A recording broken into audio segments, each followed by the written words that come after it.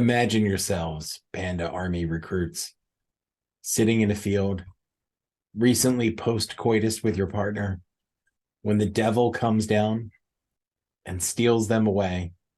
You, of course, still in your underwear, jump into your suit of armor and have to go and win them back. I, of course, am talking about Ghouls and Ghosts, Ghosts and Goblins, and all the various spin offs of it. Get your minds out of the gutter.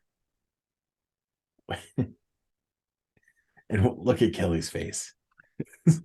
That's how the game opens. I didn't just make that up. Yeah, but you lingered creepily long on all the details. Oh, yeah. So who are you anyway? Who am I? Yeah. Are you Dr. Mike? I am Edificial Pagan on everything. And joining me as always. Hi, Mike. I'm Kelly at KELOYTHUL on Twitter and Instagram. And welcome to Bog Panda. And we'd really appreciate it if you kind of check out some of our videos, give them some likes, help us with the algorithm, subscribe. Be sure to check out our merchandise store.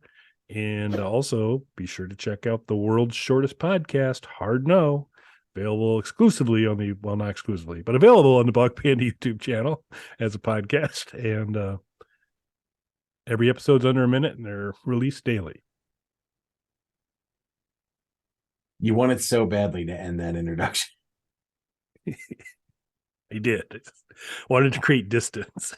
I feel like I'm good at the introductions, though. Yeah, I'm sure you do. I'm sure you feel that's exactly what you are.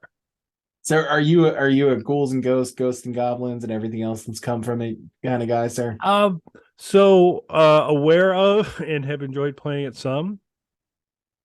So that, I didn't know as the introduction started at what point all of a sudden another gear was going to be applied or whatever. So pleasantly surprised to say that by and large you stayed kind of consistent with the opening.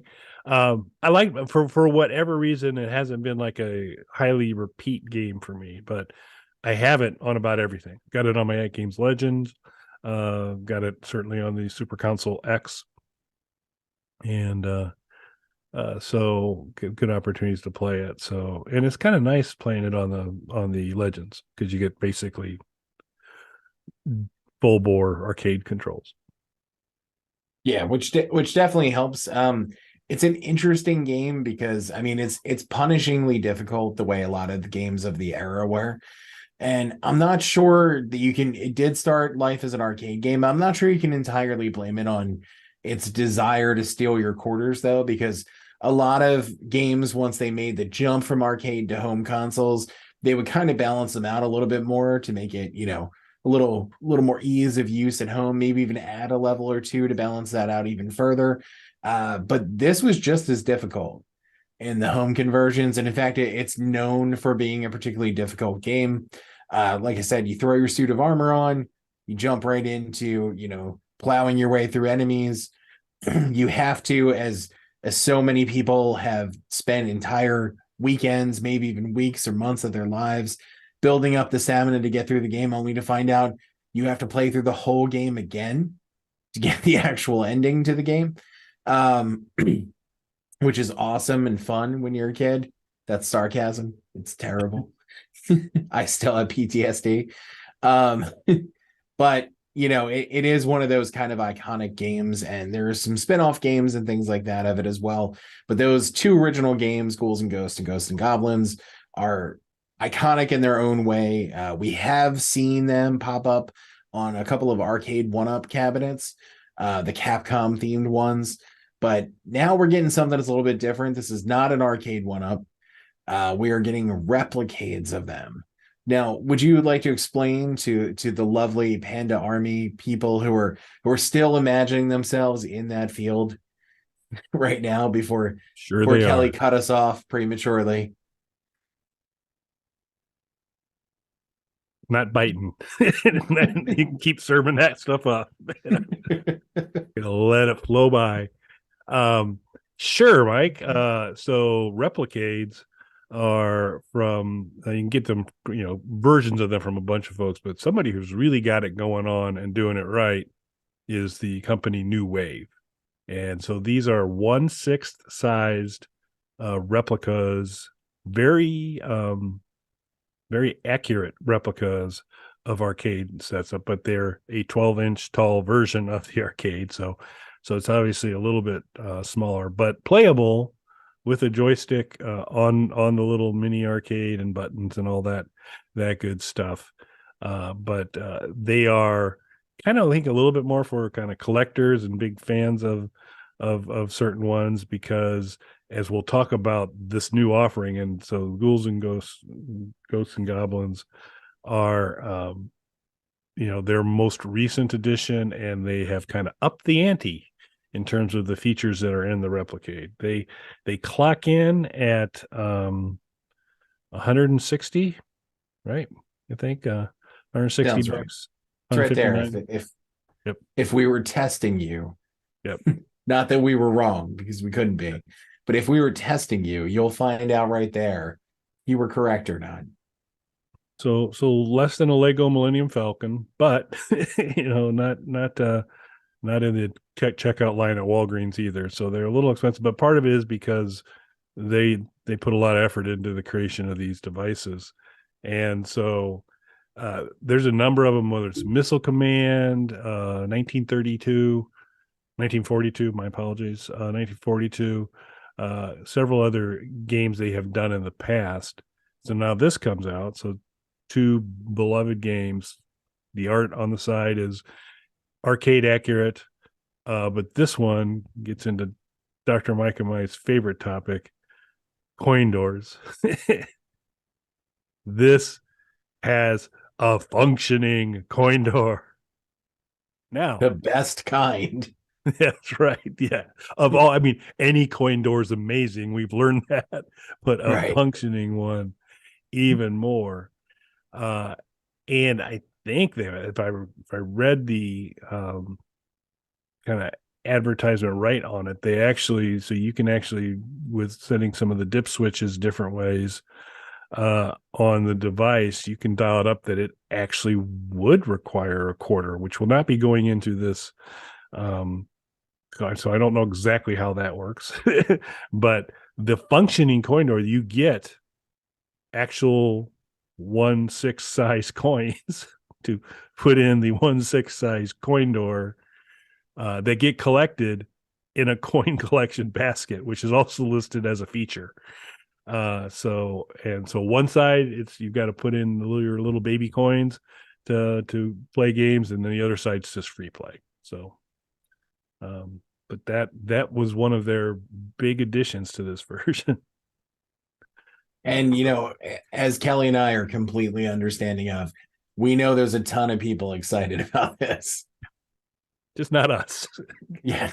I'm sorry, coin door people. I just, at best, am indifferent to them. It will not ever sway my opinion, or I will just never see it as a pro on there. It's unnecessary at best for me, the coin doors. Yeah, I mean, I guess for period accuracy, and if you have some of the arcades back in your old time photo booth that you're going to add to your arcade, I guess you'd want them period accurate. And so you could do that. But then other cool things is it has a you can charge it up and it can run off a battery, so it can be standalone, not connected. So it's your typical USB-C charge up kind of situation. But then it also has a fake power cord, which I thought was just brilliant and fun and cool. So it's a really well crafted item, and I think if you were a person who's either incredibly small or were looking to build a diorama of an arcade, these things would be, the best to add. They look really good. Yeah, they look really nice. I mean, it does seem more like a collector's item than something that's more functional in the way an arcade one-up or an Net Games cabinet would be. My problem is I am a collector. I do think these look cool. I don't think I can buy one because that'll turn into buying both, which will turn into buying the other ones. Yep. And probably turn into buying the Coke machine they offer as well. which you can store two 12-ounce beverages of your choice, Coke or otherwise, in that. So they've got that. They've got a money changer, the coin changer for quarters. So they've got, you can think if you started down that road, you would probably build on shelves in your existing arcade a smaller version of that with all of these goodies. But they do look pretty cool. And then of course, um, there had been some complaints about the screen and glare on the screen and a challenge there. They've taken some steps to improve that, so that's another big plus. And then if you're a collector, you just leaving it in the box and putting it up there, or taking it out of the box and putting it next to your fake Coke machine and bill changer and all that good stuff. That's good. But you can also plug in a current day game controller in a USB port and HDMI out, and actually just use it as a little box to play these games on a big screen on your TV or whatever. So yeah, flexible, and those things. So it depends on your use, but I just think it's got to be speaking much more to the collector and someone who just kind of wants it more than anything else to say, yeah, isn't that cool? It can play, but we're not gonna play it. We're gonna Yeah. go over These to games, I mean, including the most recent, there was recently a remake of it that came out, but these games, as Kelly and I were saying, are available on so many platforms right now. So you have so many options to play these games that I don't think you would be buying these cabinets, to what Kelly's saying, for their playability factor. This is definitely a collector's situation. yeah, because it would be, yeah, let me grab this one and pull over. No, I think each of these has had at least a couple games on them, but not anywhere near an arcade one up type edition of multiple games, and certainly not an at games kind of thing where you're hundreds of games, or Super Console X or any of that kind of stuff. So I have a hard time. Let's just switch out the little arcade for the next game and play that. That seems like a lot more work than is worth it. But man, they look beautiful. And if for some reason one of these games has a place near and dear to your heart, I mean, it would be that. So, like, if they put out a Joust, I'll probably think about it because I'd be okay. But it would be basically to sit up there and say, "Look at that! Isn't that cool? That's a little Joust machine. Turn it on. Look, you could actually play. Okay, let's go actually over to the Legends now. Let's go do something else." Yeah, exactly. I'm gonna end up playing Ghouls and Ghosts or Ghosts and Goblins on one of my actual arcade cabinets.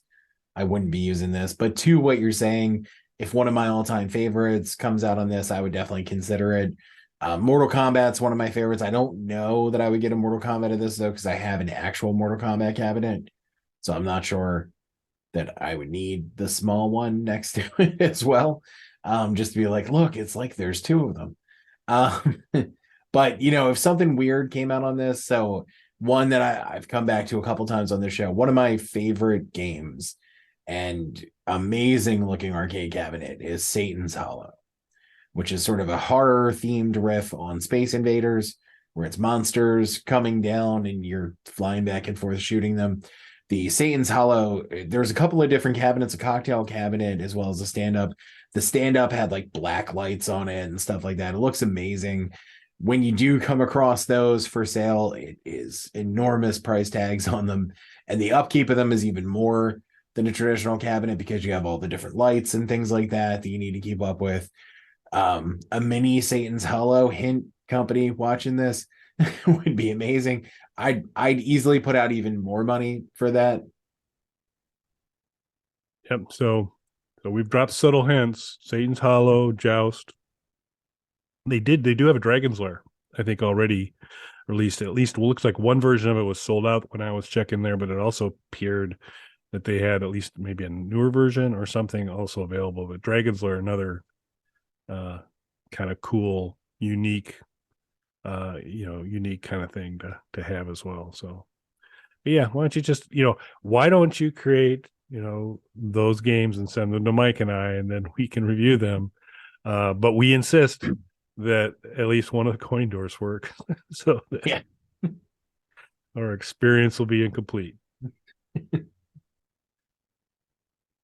So hopefully we've not alienated too many of our fans at this point. We had to watch out for the Coin Door Mafia. That's right. They'll take you out. It's a t-shirt, Coin Door Mafia. Yeah, we can try that one. We got a shot, maybe. We do have Coin Door Aficionado currently on our site as a merchandise, but maybe Coin Door Mafia is next. So we'll see. Okay. Anything else, sir? No, I think that wraps it up. Okay. Thanks for watching, everyone. Thanks, everybody.